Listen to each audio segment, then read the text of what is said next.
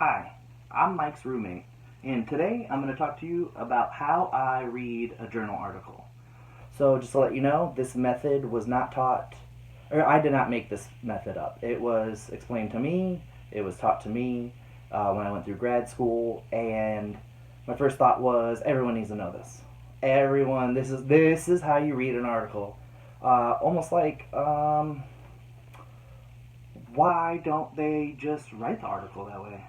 So anyways, this is what we're going to be talking about. So first I'd like to start with why you read an article. So if you're assigned the article or your supervisor requires you to read the article, or for whatever reason, if you have to read the article, I would just read it in the order it's presented.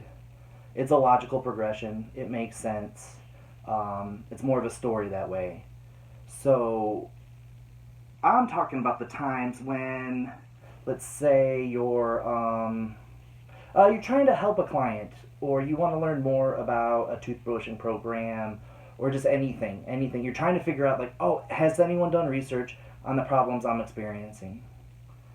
So you might find 10 articles, and a lot of times, have you ever, like, if you start at the beginning and you read through it, you get to the end, and you're just like, well, that was useless.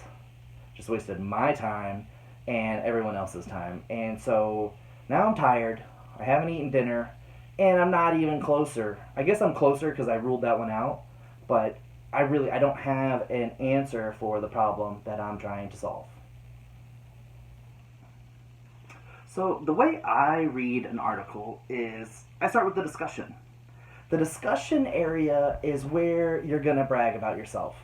You're going to say, look what we did. Can you believe that? We got this behavior to do this. Awesome. There's no real information. So I guess you really honestly, you start with the title. You search for a title. The title sounds relevant, or the keywords are relevant.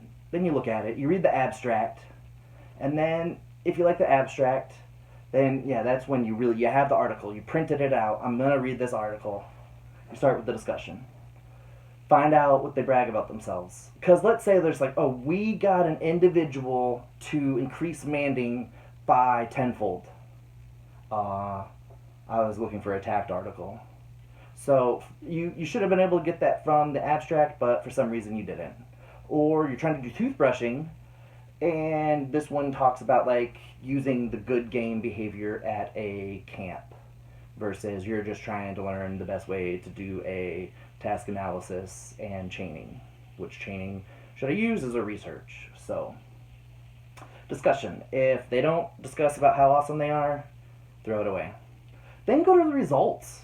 I go to the results because you want to know, well, did it actually happen?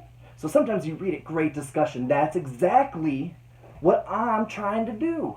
I want to replicate what you did with my client. Really want to.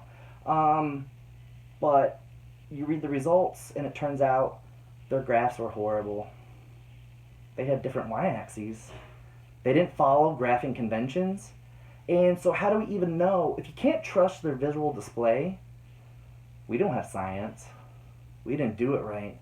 We can't come up with an answer to the experimental question that was asked. So, gotta throw it away. Results are bad, doesn't matter. If you don't have good results, you have nothing. So how did it even make it into the journal? No idea. No idea. So, and then I go to the method. So yes, you brag about yourself. Awesome. Looking for that. You did the results. Yep. Good. Good. You did your work. You found an answer. You found out some science stuff about science. Awesome. Go to the method. Find out, can you replicate it? So awesome. What they did, great. Love it. Requires me to be at Six Flags. Don't have a Six Flags around here. Can't use the article. Ditch it, find another one. Or try to find a way that you can modify. Once you're this far in, you might be like, well, maybe I don't have Six Flags, but we could try this, a park, or something. And then that's when you got to use your best clinical judgment to find out, like, is there any harm in trying the park over Six Flags? I mean, obviously Six Flags is going to be like, whoa, boom, boom, oh, look at all this reinforcement. Oh, preferred stimulus all over the place, right? The park, going to have some slides, some swings. But you set it up right, get some music, do a picnic, have your favorite food. You might be able to replicate that. So that's up to your clinical judgment to kind of know when and where, because you can't expect there to be an article that are like, well, the individual you're working with, they were in the study and it worked, so if it's not them, you can't do it. So you go to the methods, find if you can replicate it, find out how they did it. See, is it too expensive? Is it doable? Does it take a lot of staff? And then try to do it. Also find out, does it work with the participant population that you are working with? Or other way to say it, or the correct way actually, what I was trying to say was, does the individuals who were in the study, is that the same population of the individual that you're trying to apply the study to? And if not, is that a problem? Is there going to be an ethical problem for running the study because it was not taught or used on the same population that you're trying to use it on? So, and then by that time, you're probably good to go. Probably ready to replicate it, or at least do your job, or do whatever, like write a program and start training. But if you need additional information, or sometimes they'll be like, we did what they did in a different study.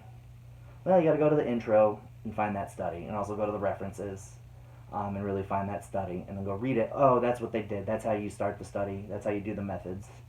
I've even had that before, and then I couldn't find the original article. We had to go to the librarian, and I believe they had a hard time, but we were able to get it through like a different university. So I was able to read that to find out how to do it. So that's about it for today. Thanks for listening. Don't forget, if you like the video, don't forget to subscribe, like, comment. If you have any questions, concerns, something was wrong, something you don't like, something you want to hear about, something you want more of, something you want less of, just let me know. BehavioralComedy@gmail.com. Appreciate it, and stay safe out there with the times that we're having.